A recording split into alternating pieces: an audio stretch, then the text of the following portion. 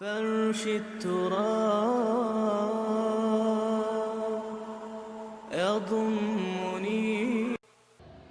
دھواں اٹھتا ہے تو ایک کٹیا میں جو چولہا جل رہا ہے اس سے بھی اٹھے گا تو جائے گا اوپر، اور محل کا کوئی بہت بڑا کچن ہے تو اس سے بھی اٹھے گا تو اوپر جائے گا.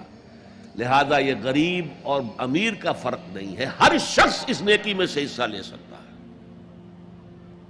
تمہارے پاس ایک روٹی تھی، تم نے آدھی دے دی کسی مانگنے والے کو، تمہارا حصہ ہو گیا، بہت بڑا حصہ ہو گیا.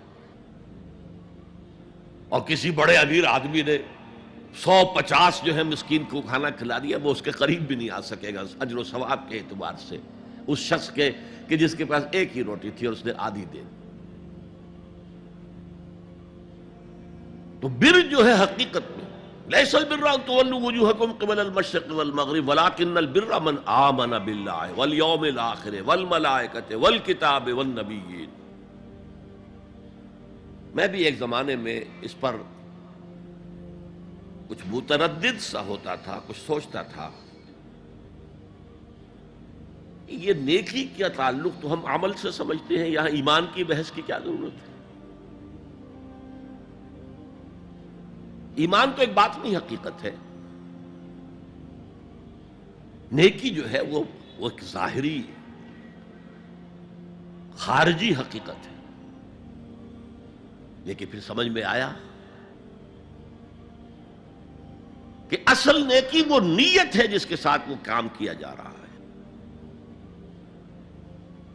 اگر خیرات بانٹی جا رہی ہے، جھگیوں میں جا کر میلے کچیلے بچوں کو گود میں لے کر اپنی سفید اشکروں کو بھی خراب کیا جا رہا ہے، اور معلوم ہے کہ یہ اس لیے کر رہا ہے کہ آئندہ الیکشن میں کھڑا ہونا ہے، تو کوئی ہے جو کہے گا کہ یہ نیکی ہو رہی ہے؟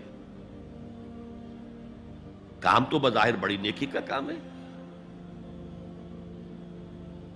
نیکی کے لیے شرط اول اللہ پر ایمان ہے،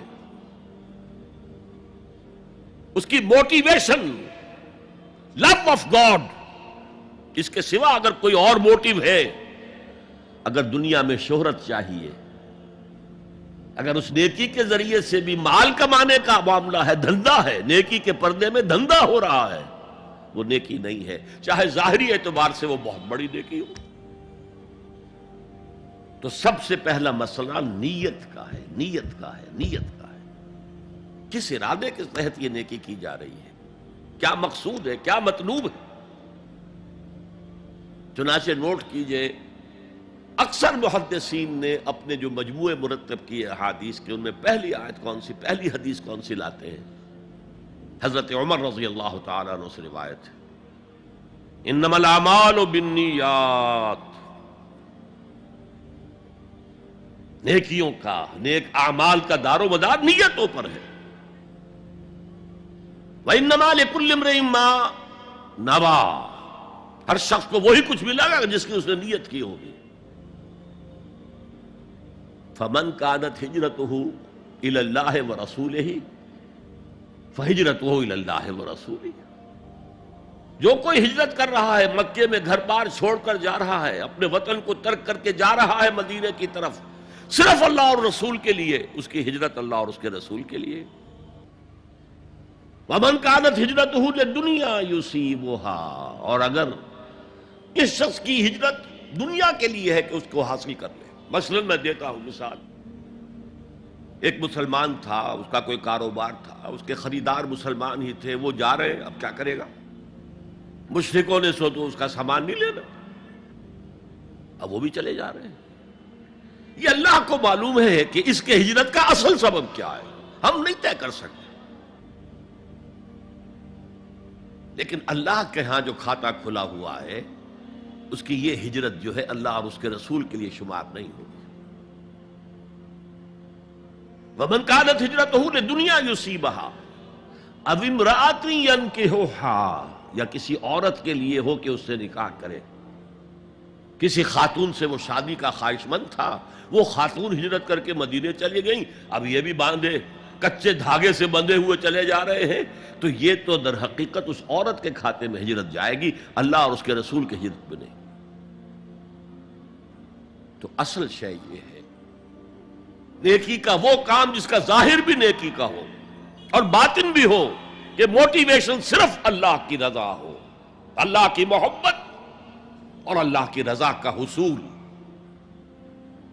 یہ ہے پازیٹو موٹیو. ایک نیگیٹو سائیڈ بھی ہے. سب لوگ ذہنی اعتبار سے اتنے بلند نہیں ہوتے کہ اللہ کی محبت وہی اصل محرک بن جائے. یہی وجہ ہے کہ حضور نے اس کو صلی اللہ علیہ وسلم کمال ایمان سے تعبیر کیا ہے. من احب للہ وابغض للہ وعطا للہ ومنع للہ فقد استکمل الایمان. جس نے کسی سے محبت کی تو اللہ کے لیے کی، کسی سے نفرت اور بغض رکھا تو اللہ کے لیے رکھا، کہ اللہ کو اس سے نفرت کرنا پسند ہے. اور کسی کو کچھ دیا تو اللہ کو خوش کرنے کے لیے دیا، اور کسی سے کچھ چیز روکی تو صرف اس لیے کہ اللہ کو اس کا روکنا پسند ہے. تو اس شخص نے اپنے ایمان کی تکمیل کر لی. اگر اس کا موٹیو خالص ہو گیا ہے اللہ کی محبت اور اللہ کی رضا کا حصول، تو اصل میں نیکی ہے. ورنہ چاہے بظاہر کتنی ہی بڑی نیکی نظر آئے، وہ نیکی نہیں. لیکن جو لوگ اس حد تک نہ پہنچ پائے ہوں، استکمال ایمان تک، تکمیل ایمان تک، تو ان کے لیے ایک اور موٹیو بھی ہے، والیوم الآخر، قیامت کا دن، جزا و سزا کا یقین، اللہ کا خوف، آخرت کے محاسبے کا خوف. خوف بھی ایک بہت بڑا موٹیو ہے، بہت بڑی موٹیویٹنگ فورس ہے. اب میں یوں کہوں گا کہ اگر کسی عمل کا محرک ہے صرف اللہ کی محبت، اس کی رضا کا حصول اور آخرت کی نجات، تو وہ نیکی ہے. اگر یہ نہیں ہے، کوئی وطن پرست ہے، وطن کی محبت کی وجہ سے کوئی نیک کام کر رہا ہے، اس کا وہ کام وطن پرستی کے کھاتے میں جائے گا، خدا پرستی کے کھاتے میں نہیں جائے گا. کوئی قوم پرست ہے، اپنے قوم کی محبت میں کچھ کر رہا ہے، تو اس کا وہ نیک کام قوم پرستی کے کھاتے میں جمع ہوگا، خدا کی پرستش کے لیے نہیں.